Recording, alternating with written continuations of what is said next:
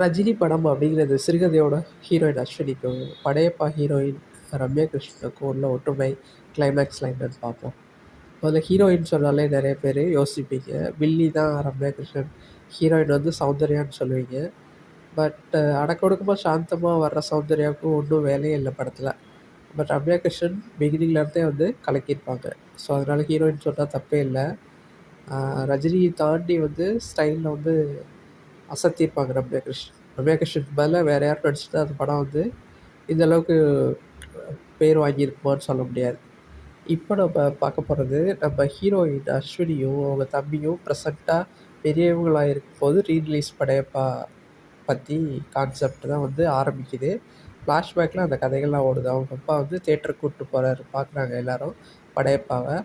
அப்போது ரம்யா கிருஷ்ணன் வந்து கால் மேலே கால் போட்டு உட்காரும்போதெல்லாம் ஸ்க்ரீனில் கிழிச்சிடுறாங்க ரசிகர்கள்லாம், கோவத்தில் ரஜினியை வந்து அவமானப்படுத்துகிற மாதிரி.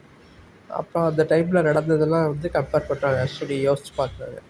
வடிவேல் வடிவுக்கரசி அந்த ஏதோ ஒரு படத்தில் அனாதை நாயின் ரஜினியை திட்டுறது, மன்னன் படத்தில் விஜயசாந்தி ரஜினி அடிக்கிறது, இதுக்கெலாம் வந்து ரசிகர்கள் அவங்க சம்மந்தப்பட்ட ஹீரோயின்ஸ் நடிகைகள் வந்து ட்ரெயினில் ட்ராவல் பண்ணும்போது நிறுத்தி மன்னிப்பு கேட்க சொல்லி ரஜினி கிட்டலாம் வந்து போராட்டம் பண்ணியிருக்காங்களாம்.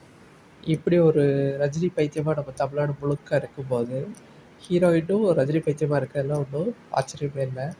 இப்போ ப்ரெசண்ட்டாக என்ன நடக்குதுன்னா, அவங்க ஹஸ்பண்ட் கல்யாணம் ஆகி குழந்தைலாம் இருக்குது. ஹஸ்பண்ட் வந்து ரீரிலீஸ்க்கு கூப்பிட்டு போக சொல்கிறாங்க.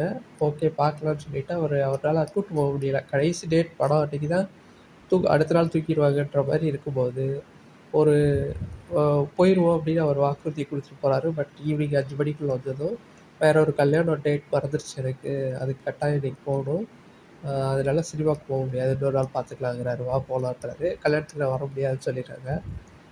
அப்போ நீயே போய் சினிமா பார்த்துக்கோ அப்படின்னு சொல்லிட்டு போயிடுறாரு அவர்.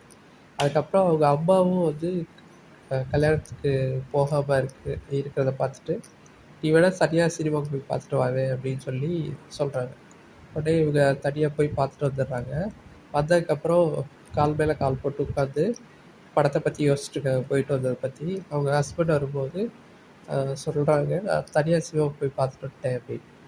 அப்போது